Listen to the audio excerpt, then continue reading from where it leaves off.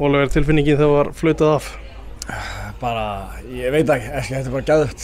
Ég bara svona, ég get ekki lýst því maður einhvern veginn að fara í einhverja óvissu og einhverja sturlun sem maður hefur ekki upplifað og bara gleði að hafa náð einhverju markmið sem var ekki raunhæfur möguleiki þegar maður var lítill. Og eins og ég var að tölum áðan Íslandsmeistaratitlinum, það var einhvern veginn svona draumur og raunhæfur möguleiki og það var svo hjút. En Evrópukeppnin var í raun aldrei að mínum raunhæfur möguleiki fyrir Breiðablik. Þannig að komast þarna, ég á ekki til orð og einhvern veginn á öllum skalanum. Þessi óraunhæfi möguleiki, riðla keppni, bara heyra Breiðablikur komið þangað, hvernig bara að heyra það?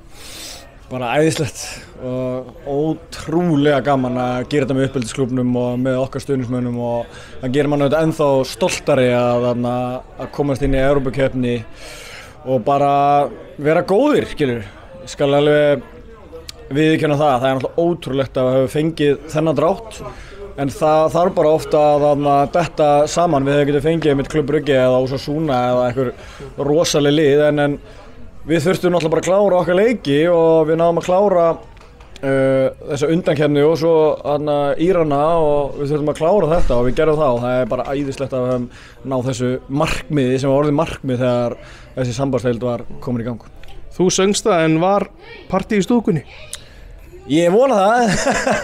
Við vorum að reyna að syngja partí í Evrópu, það voru einhverjir sem tóku það þannig vonandi verður allavega partí í Evrópu og ég held að það sé ótrúlega spennandi að sjá hvaða lið við fáum að því það er algjörlega raunhæfur möguleiki að vinna einhverja af þessu liðum hér og við erum með þessa, ég náttúrulega veit ekki hvort við fáum að spila hér að Laugardalsvelli, það áttur að koma í ljós en það er bara að vera ótrúlega gaman og ekki bara koma og vera einhverju litli kallar og eitthvað, við erum að spila mútið þessu stóru liðum, heldur reynum bara að fara að vinna þau og ég held að núna mitt tímabil búin lengjast heldur mikið.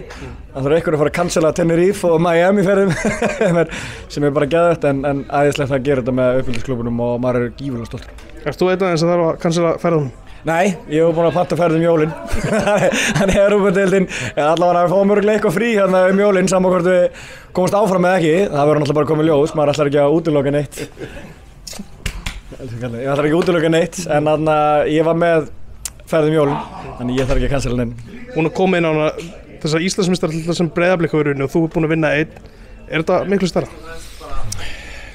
Eins og ég talaði um áðan, ég næ ekki að setja hausinn á mér í gengum með því þetta var ekki raunhæfur möguleiki. Það vorum búin að tapa Íslandsmeistaratitlunum, ég og við, nokkur leikmenn búin að tapa honum 3 eða eitthvað og þá var það svo ótrúlega stórt það var svo ótrúlega að maður var með þessum í höndunum og var bara að missa það en maður hefur aldrei verið með þetta í höndunum. Þannig að þetta er svo nýtt fyrir mann og jú, örugglega, í rauninni er það stærra, held ég að þetta er fyrsta skipti sem þetta er gert.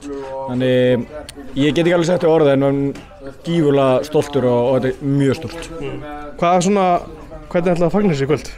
Já, það má ekki gleyma því að það liggur á sundaginn og við fáum okkur einhverja velvalda drykki og fengum okkur hamborgara eftir leik og við höfum eftir að njóta saman við strákarnir og ræða framhaldið og þess háttar en eins og segir, það er bara þegar maður er einhvern veginn í íþróttum þá reynir maður að vera betri og betri og við getum ekki bara einhvern veginn hætt núna því við erum búin að ná okkur markmið svo oft eins og lið gegnum tíðina sem vinna bikarmeistaratitilinn náðu Evrópusætið það bara hætta þau og eru bara ömuleg og það verður ótrúlega challenging fyrir okkur núna að keyra Íslandsmótið áfram í gegn og að gera okkur basta því við eigum inni þar og þannig að við verðum bara að fagna vel í kvöld og svo bara nýr dagur á morgun og ég fer bara í skólan og menn fara í vinnuna og lífið heldur bara áfram en við höldum áfram undirbóku fyrir Íslandsmótið og svo Evrópu það því kemur.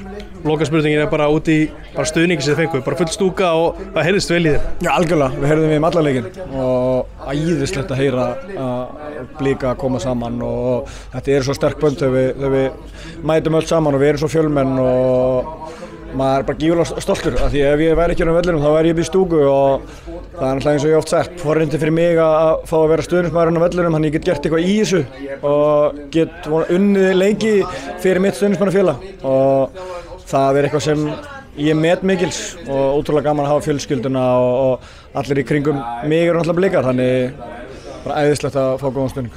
Takk fyrir Oliver. Takk.